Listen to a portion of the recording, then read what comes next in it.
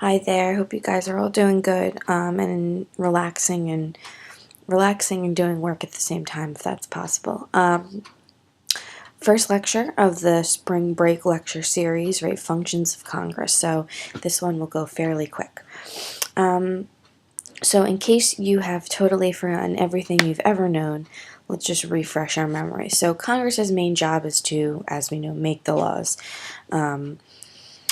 and that's our Capitol building and where obviously Congress meets. So if any of you did have a chance to watch the rest of Inside Congress, you saw a lot of what's going on inside that building. So we split Congress into two parts, the House and the Senate, and theoretically, unlike the president, we really do elect our congressional members.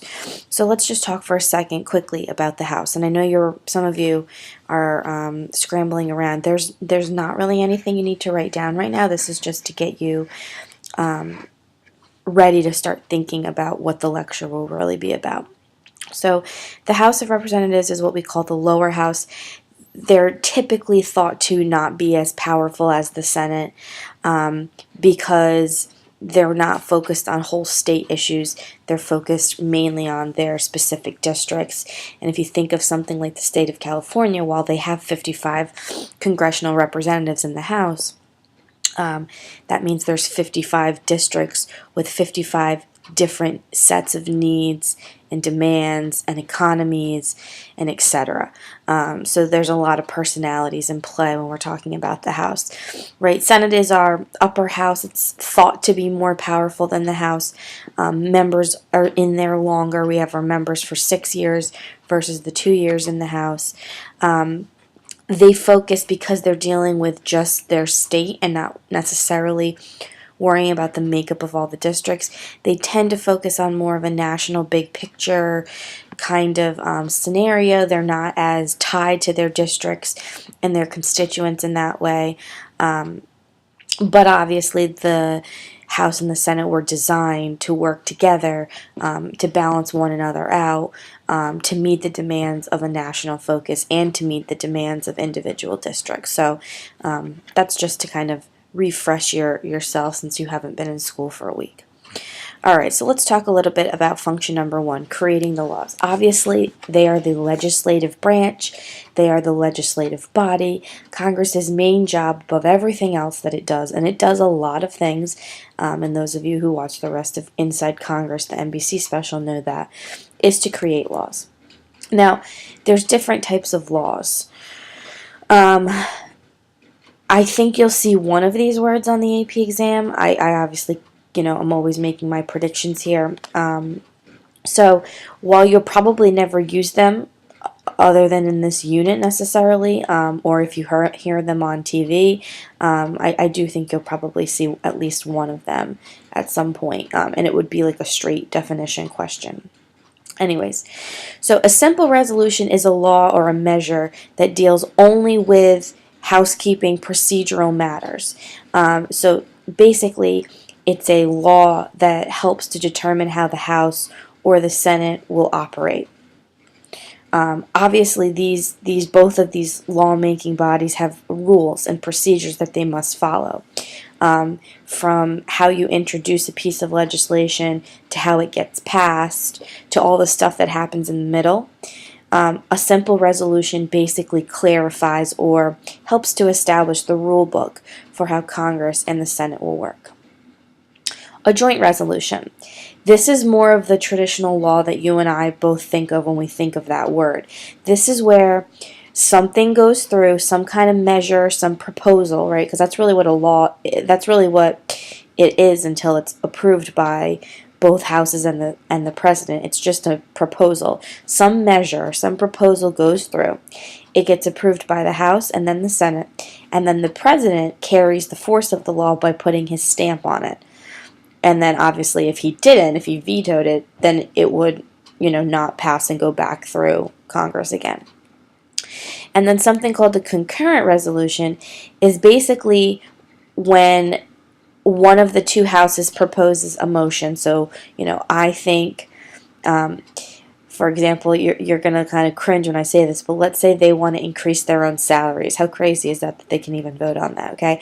I propose that a $5,000 salary increase occurs, in the year 2014. That would be a motion. It would be approved by both houses, but it doesn't necessarily have the force of the law like a joint resolution would. It's something that, again, helps them to function. So simple and concurrent resolutions kind of go together. Joint resolutions is what you and I think of when we think of the word law. So there are some different types, but let's talk a little bit about how these laws kind of come into effect. So typically joint resolutions, they turn into bills. And there's three major types of bills, or two rather, that we're going to be talking about. A public bill is something that you and I are what we mostly think of. It's for a law. Most bills are public bills. There's something that relate to the general public. Obamacare is a public bill. It affects everyone in America. It affects the entire public. A private bill is typically a proposal that would apply just to a specific group of individuals, potentially a corporation. Most of that work is done by the bureaucratic groups, so your Department of Homeland Security, your Department of Defense, your Department of Healthcare, your Department of Education. Something like No Child Left Behind, that's a public bill because it affects all students in America. But something like the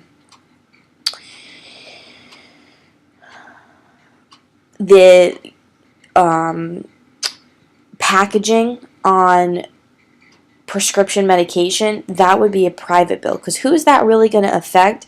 That really only affects the people manufacturing prescription drugs.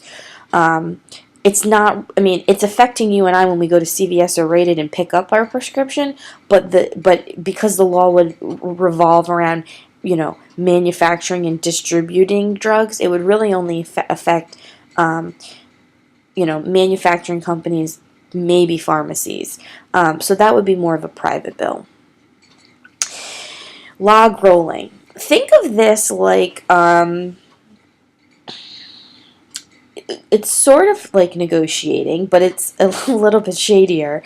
You do this all the time, okay? You exchange favors in life, and you do it so that when you need a favor, the person helps you, and that's basically what log rolling is.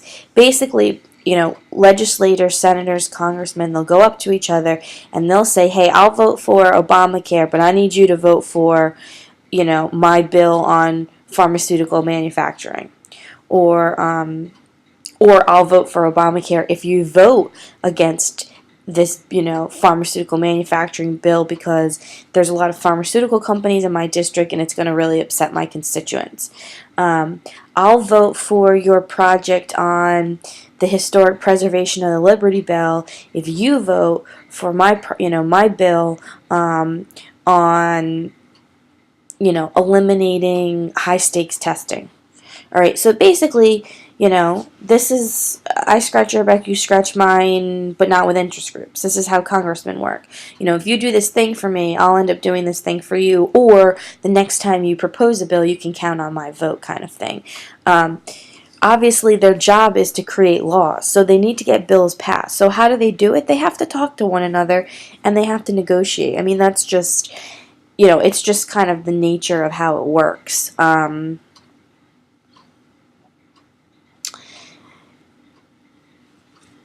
It's not done on the books. It's not done on a camera. This is private, behind closed doors kind of thing.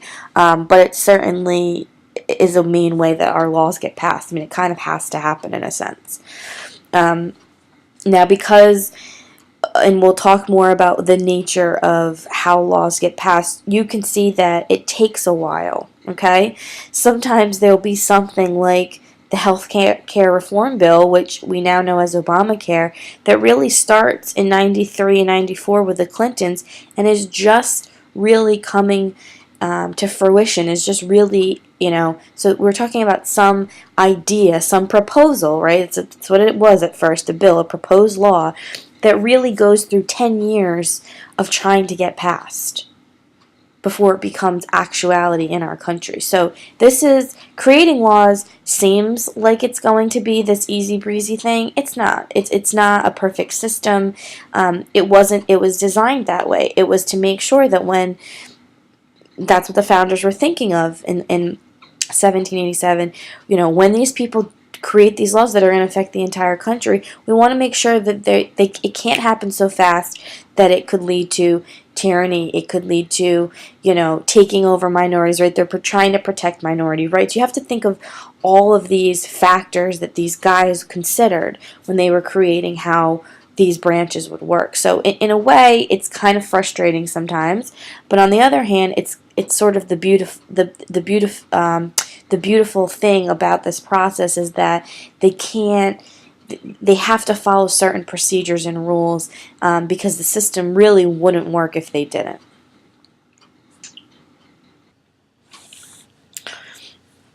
Okay, sorry, I had to get my coffee. Function 2. Conduct oversight. So basically, oversight is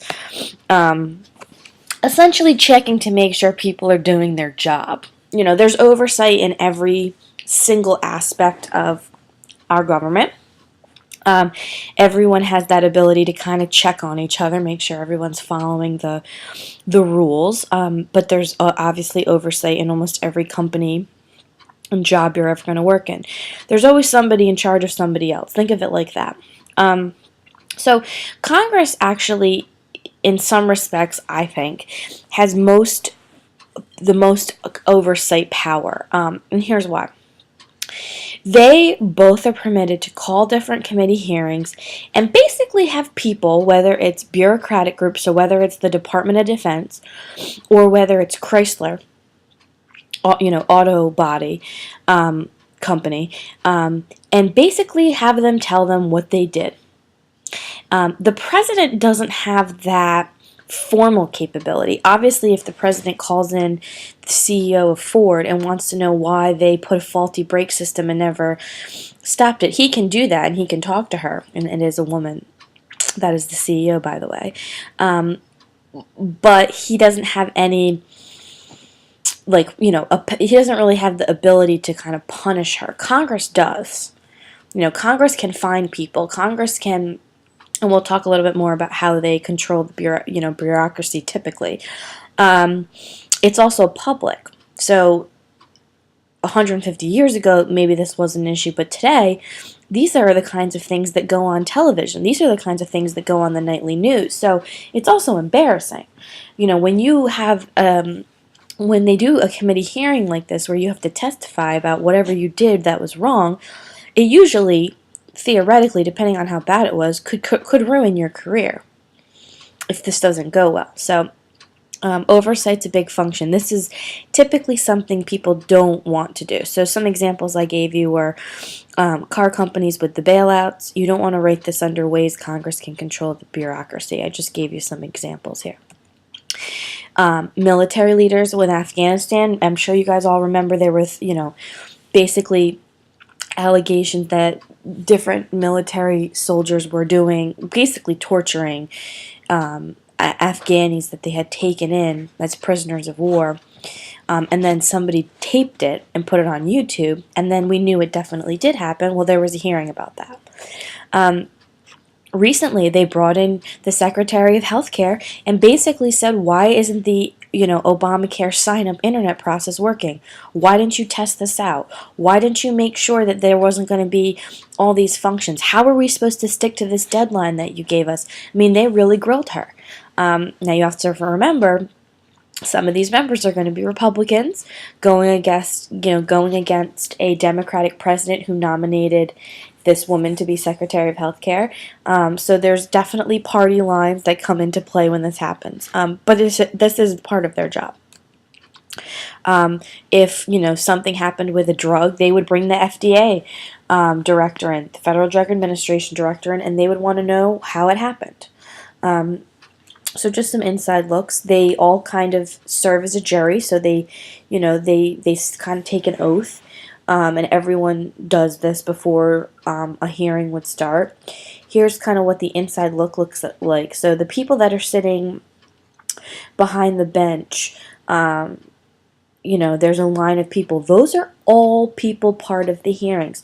Those are all people who are permitted to ask questions.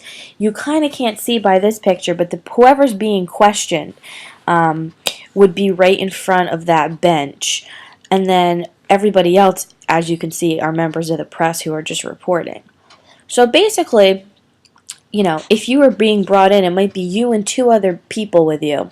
You're facing about 20 people, 20 congressmen and women asking you questions, and then you have about 50 to 100 press behind you reporting on the incident. So it's an intimidating situation. It's designed to kind of be that way.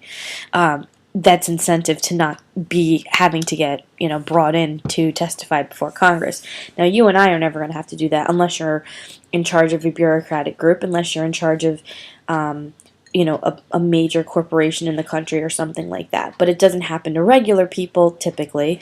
It happens to people, although like that Snowden guy, well, he worked for a bureaucratic group, but like that Snowden guy that kind of fled the country, he would probably potentially get brought in for a hearing, although it might be in depth enough at this point to be a federal kind of court case, but that's neither here nor there.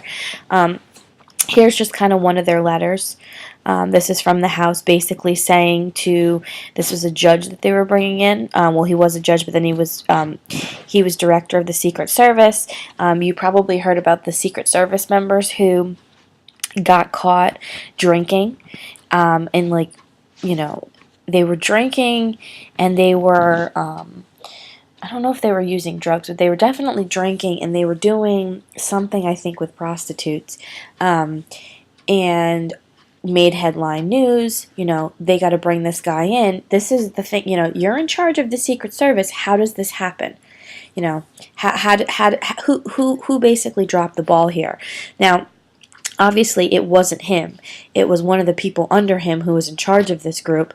But again, that's, he's the boss. He has to answer to Congress under a situation like this. So that's an example of oversight. So Congress does control bureaucracy several ways through their ability to have oversight. Here's one of the things. The first is budgetary appropriations. And anytime you see the word budget and appropriations in the same sentence, just think money. So basically, they can figure out how much money they're giving. They can figure out how much money they're taking away from your program. That's a way that they are able to kind of check on you.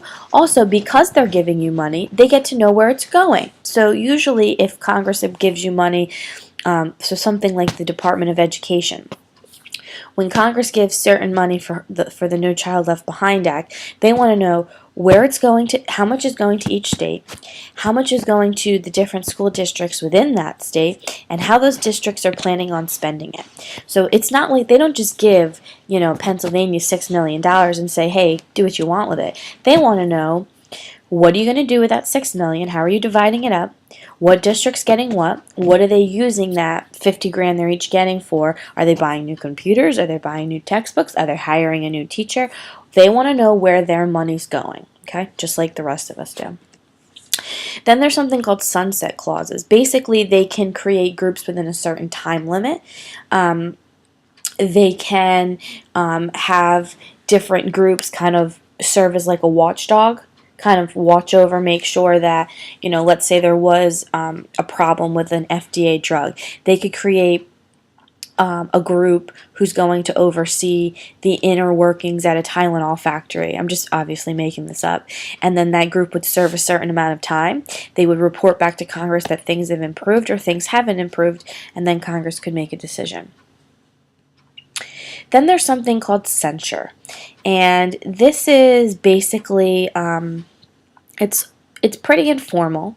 It's basically a public reprimanding officials like the president, like a member of Congress, like judges, like a member of the executive branch, so a Department of Secretary, the guy that we just talked about that's in charge of the Secret Service, Mark Sullivan. It's a public reprimanding of this individual. It's not an impeachment. It doesn't remove you from office. Typically, if you've been censured, you at times resign because you've been embarrassed publicly. It's sort of letting you know, we think you've done a terrible job. Maybe you should leave.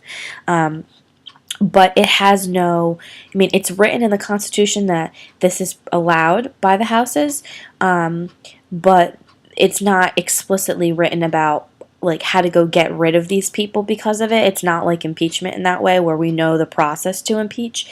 You know, if a member of Congress is censured, they have to give up their committee seats or committee chairs, but they don't lose their elected position. So it's not a removal from office.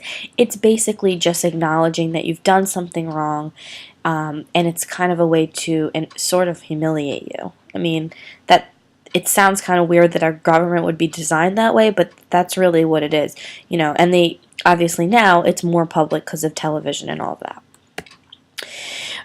Third function, to advise and consent. This is something the Senate does only. So anytime the president nominates somebody to the executive branch, whether it's a member of his cabinet or one of the department agencies or a judge, okay, it's the Senate's job to confirm them. Okay, so they do their own kind of formal questioning process where they kind of grill these people for really however long they want to see if they're the right fit for the job. So this happened when John Kerry took over Clinton's position as Secretary of State. And it happened again when Sonia Sotomayor became Supreme Court Justice.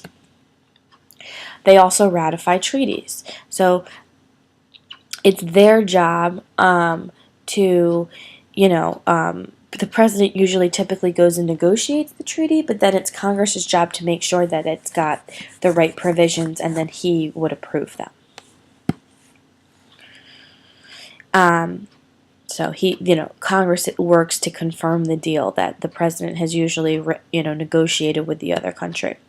Last function, appropriate money. Basically, Congress decides what we're going to spend our money on every year. And there's something called mandatory spending. I'm sure you can figure out what that means. Basically, these are things we have to spend our money on. Things like Social Security, things like Medicare, things like TANF, things like the military. Now, the military is kind of tricky, but because it's something that we are a country that has a military in peacetime, theoretically too. So we always have to pay soldiers, we have to pay generals, etc. So there is money that has to be spent on the military. The money that isn't mandatory is what we call discretionary, and that's basically what Congress decides that they want to spend their money on. So Congress is not required to spend money on education. They want to spend money on America's education system, but they don't have to spend money on education. If they don't want it, they don't have to spend it. Now, there are certain programs and things that they've always spent money on that's kind of traditional, but it's still typically not considered mandatory. If you look at this is from 2012. I had a really hard time finding 2013, but at the bottom where it says source CBO, this is from the Congressional Budget Office, and basically this breaks down how much money we brought in. So revenue is how much money you bring in each year. So 2.45, that T means trillion. Crazy. So the blue is the individual money, social insurance is the yellow, that's the corporate money. So social insurance is like social programs, and then other is just a mirage of things. If we look at our spending, look how much we spent in Social Security, look how much we spent in defense. Medicaid's up there. Jobless benefits, TARP, TAMF, they all have to do with unemployment. So, interest on what we owe, like that's not good to have that high interest. Medicare. So those are our major spendings. And then all the other stuff in the blue are other. is theoretically are discretionary. But the stuff that you see up there is the mandatory, the Social Security, the defense, the Medicaid, the unemployment. We have to pay off our interest from the debt we've accrued, our Medicare, our TARP, all of that. So pretty crazy how much money. And as you can see, we're not taking in as much as we're spending, which is why we're what you're probably hearing a lot in the news when they say we have a budget deficit, meaning we're spending each year $3.54 trillion, but the United States is only bringing in $2.45 trillion. That's like if I made $5,000 a month, but my bills cost $6,000 to live, then I would be negative $1,000 every month. That's how you go basically bankrupt. So there is concern that this needs to be balanced. So whenever they're talking about a balanced budget, they're talking about getting both of these numbers to be the same. In other words, you should be bringing in and spending exactly the same. Or really, you should be spending less so that you have extra money. You should not be spending more than you bring in. All right, when we talk about appropriating money, we talk about this idea of what they call the power of the purse. The thing that kind of makes Congress so special and powerful is that they have the ability to spend money how they see fit. And they do it through these three major ways. One is called earmarks. Weird word, I know. Basically, an earmark is when funds are spent on very specific projects, or it gives people kind of tax breaks, or fee. They exempt them from fees or taxes that most everybody else has to pay. And this is used basically to encourage groups to support a bill. So, if there was some kind of bill that would fine abortion clinics, right? They would give, maybe the Catholic interest groups would want to support that, and the earmark for them would be that they would get, which they already do, they don't have to pay taxes. Like religious groups don't have to pay taxes. That's kind of an example of an exemption of an earmark. They typically are also designed by kind of certain politicians. So certain politicians have specific kind of projects that they're working on. And earmarks typically help them get reelected. So let's say they want to do something like in Philadelphia where they re-preserve one of the buildings where the founding fathers wrote, not obviously the Declaration of Independence, but a letter to the king before the Declaration, the Olive Branch Petition or something, let's say. That's something that Philadelphians would be proud of. And so somebody from our district, like Congresswoman Schwartz or Fatah, they might work on a project, and an earmark would kind of be would be a way for us to want to get him reelected. And so basically it kind of is included in the bill in a series of laws. Riders. Riders are basically added to a bill, and they're totally unrelated. So let's say the earmark that was added for Philadelphia might have to do with historic preservation. Okay, so let's say this law is about historic preservation. Well, the earmark for preserving a document or a building where some of our founding documents were written makes sense, because the earmark goes with the historic preservation bill. Let's say on that historic preservation bill, there is something that gives money to certain states that meet a high stakes testing requirement. Has nothing to do with historic preservation, but it's just kind of like added in there. Like it's a rider. It's on the end. Think of like someone getting a free ride, right? They hop on. It kind of hops on a bill that we know is going to get passed. That's the best way. That's the most effective way to get riders passed. They're totally unrelated. Most people think this is extremely wrong and shady. But basically, the best way to get something that you really want done for your district or your state is to get a rider, because if you attach it to something that has to do with a Medicare or a Social Security bill or some kind of reform for a program that we know Congress is always going to spend money on, then it just gets attached to the bill and it passes very easily for you and your constituents. You know, people typically, you know, a lot of congressmen don't read the whole bill. And that's really bad and wrong, but because of that, things like riders and earmarks can exist very easily. Pork barreling. Pork barreling, and this word you're going to always hear a lot, is basically when congressmen set money aside for their own home state or district, and it's kind of like favoritism. They call it, I don't really know where the term pork barreling comes from. If someone wants to investigate that and share with us, I'm sure that we would all benefit from it. But basically, when you're pork barreling, you're doing something only to benefit for your own state. So I told you guys about the whole Bridge to Nowhere thing where they wanted to build this bridge in Alaska, and it was going to cost like something crazy like $358 billion, but it would only really help like 20,000 people.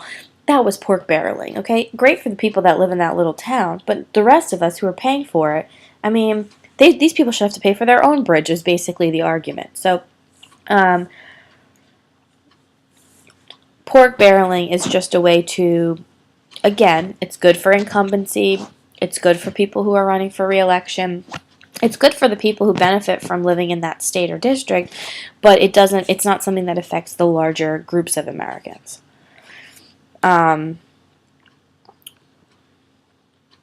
There's lots of political cartoons about pork barreling. And you can look them up if you want. All right. I hope you got everything you needed. And I will talk to you all soon. You'll have your second lecture up very, very quickly. Bye.